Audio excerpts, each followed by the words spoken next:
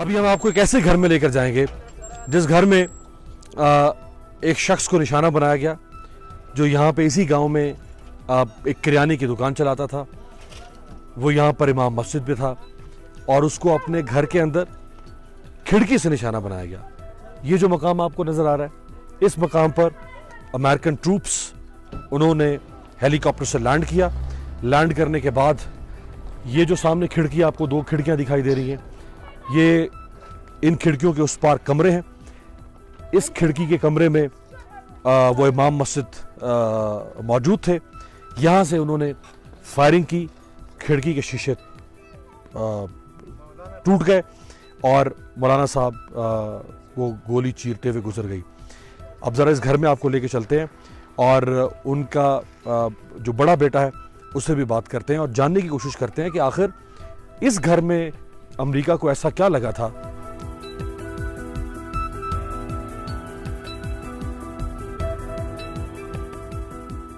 इस नौजवान का नाम फजल हक है और इसी के वालिद मौलवी नसीर साहब थे जो इसी कमरे में थे। ये दरअसल इनका हुजरा है।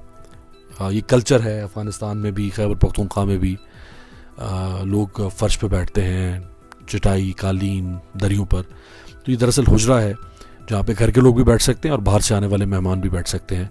तो वो इसी कमरे में थे। मौलवी नसीर साहब, ज़रा बात करते हैं फजल हक से। फजल हक, रात के वक्त ये हुआ था, आपके वालिद यहाँ मौजूद थे, क्या कमरे में कोई और भी था और क्या वालिद के अलावा घर में किसी और की भी जान गई है? वो कमरा के वक्त दाई तनाव او دا څه تناو پروت مونږ ټول د شپې کاته کړو، د شپې چې څنګه کاته کړو، یوې کوټې ته کړو، ما خپل ما پلار یوې کوټې ته کړو، یوې کوټې ته کړو، زردمینه د موږ په هغې زردمینې کې ټول کړلو. دا خپله راغی وایي چې شي نسته، وایي یو خواته به تملم اتې دلته پاس بلخانې ته راوخوت، پاس بلخانې ته چې راوخوته پوجیان ناغلله، د دې ورسۍ له خوا یې دلته ډاس پې کړی د 3 بجې شاوخوا وې. یو د ولایت پته کېدو نه مخکې یوه ورځ مخکې دی شهید سو او دا مخکې پوجي چې ولاړو د پولې له سر نه ویشتلی و. دا څنګه چې دا 3 بجې وې دا شهادت رسولی و. دا شهود دی. ये कह रहे हैं कि रात का वक्त था और हम यहाँ पे, मैं अपने भाइयों के साथ मौजूद था, मेरे छोटे भाई थे। तो मेरे वालिद साहब आए तो उन्होंने हम सबको नीचे कमरे में मुंतकिल कर दिया क्योंकि आसपास कुछ ऐसी आवाज़ें आ रही थी। तो जब काफ़ी टाइम गुजर गया तो वो ख़ुद यहाँ पे आके यहाँ पे सो गए। ये खिड़की चूँकि खुली हुई थी और रात के तकरीबन 2 बजे या 3 बजे का वक्त था।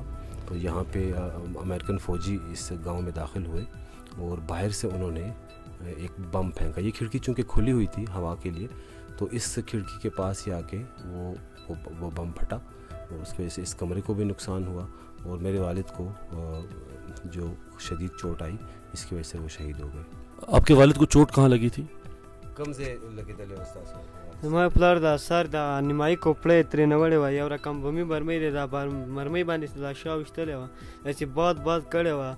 خو په هغه وخت کې زه چې ورته راورسېدم دغه د سا کې داسې د لاس کرا جک ما ته غږ ونه کړ، خو له لاس کرا جک بېرته کرا کېښود، سید ته خطرې دا سارې نیمایي ترې نوړې وې. ये कह रहे हैं कि जब वो एक ज़ोरदार धमाका हुआ तो फिर मैं जब ऊपर आया तो मेरे वालिद साहब को सर पे शदीद चोट आई हुई थी। बाकी उनका जिस्म ठीक था लेकिन सर पे उनको शदीद चोट आई हुई थी। तो जब मैं भाग के ऊपर पहुंचा तो उनका एक हाथ ऐसे हवा में था और मैं जब मतलब सांस थी उस वक़्त उनमें और वो हाथ उनका उसी वक़्त नीचे गिरा और उसी वक़्त वो शहीद हो गए।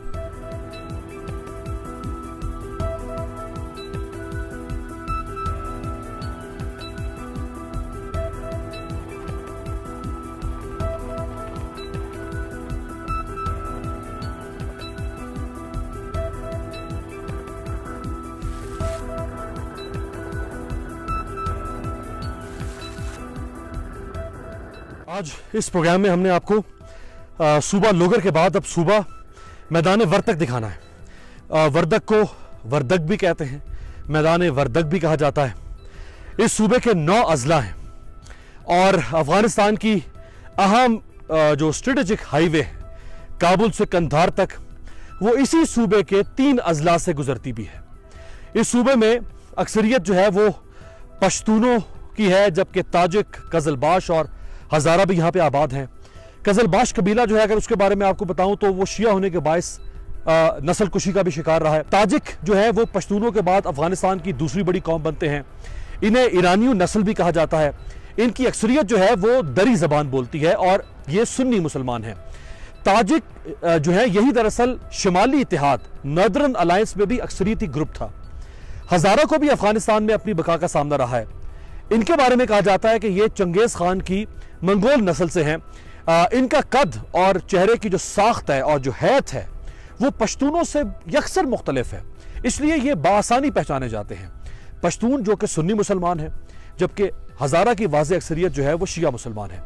अगस्त 1998 में तालिबान ने तकरीबन 4000 शिया हजारा का मज़ार शरीफ में कत्लेआम भी किया था। तालिबान का इस सूबे के अक्सरियती इलाकों पर कंट्रोल रहा है। इसकी आबादी तकरीबन 6.5 लाख से जायद है।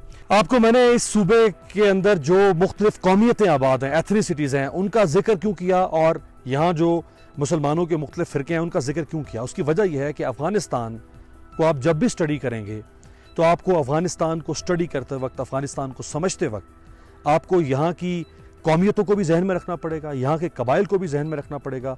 हत्ता कि अगर आप पश्तूनों को स्टडी कर रहे हैं तो पश्तूनों के अंदर जितने कबाइल हैं, गिलज़ई है, होतक है वगैरह वगैरह, उन सबको भी मद्देनजर रखना पड़ेगा। और यहाँ जो सुन्नी शिया की तफरीक है उसको भी आपको जहन में रखना पड़ेगा, तब आप अफगानिस्तान को सही मानों में समझ सकते हैं।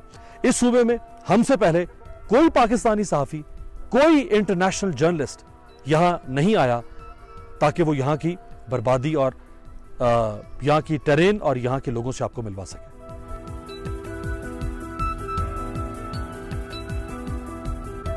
इस वक्त जिस शाहराह पर हम सफर कर रहे हैं, इस शाहराह पर आज से चंद हफ्ते पहले तक कोई गैर मुकामी सफर नहीं कर सकता था। खुद यहाँ के जो सिविलियंस हैं उनके लिए सबसे गैर महफूज शाहराह बन चुकी हुई थी। ये सूबा सबसे वॉलेटाइल सूबा बन चुका हुआ था। यहाँ आपको मालूम नहीं था कि आप अगर घर से बाहर निकले हैं तो आप किसी भी अंधी गोली का निशाना बन सकते हैं, आप रॉकेट लॉन्चर का निशाना बन सकते हैं, आप फजाई बमबारी का, इत्तेहादी अफवाज की एयर स्ट्राइक्स का निशाना बन सकते हैं। ये सूबा इतना वॉलेटाइल था, इसका अंदाजा आप इस बात से कर सकते हैं कि मार्च 2019 से लेकर 30 जून 2020 तक वायलेंस के 604 वाकयात रिकॉर्ड किए गए सिर्फ सूबा मैदान बरदक में। 604 वाकयात, और इन 604 वाकयात में से 388 दरअसल वो जंगें थी, दोज वर द बैटल्स, जो कि तालिबान, अफगान फौज और अमेरिका और उसकी इत्तेहादी अफवाज के दरमियान लड़ी गई। आज यहां सफर करना और आज से चंद माह पहले यहां सफर करना एक डरावने ख्वाब की तरह था। आज यहां अमन वापस लौट रहा है।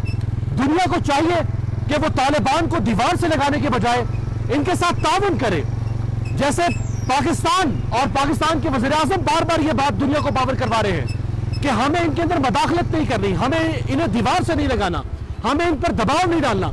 ये जो मेरे दाएं जाने पहाड़ है, ये पहाड़ मार्बल के पहाड़ है। जैसा मैंने पहले आपके सामने जिक्र किया कि ये दौलत से माला माल मुल्क है, लेकिन इसको बारूद से माला माल कर दिया गया, इस मुल्क को असलहे से माला माल कर दिया गया, इसे रॉकेट लॉन्चर से माला माल कर दिया गया, इसे बारूदी सरंगों से माला माल कर दिया गया। आज इस मुल्क को वापस एक नॉर्मल और मामूल की जिंदगी की तरफ लौटने का मौका मिला है, तो दुनिया को चाहिए कि वो इस मुल्क के साथ ताउन करे। सब्सक्राइब करें और बेल दबाएं ताकि कोई खबर रह न जाए।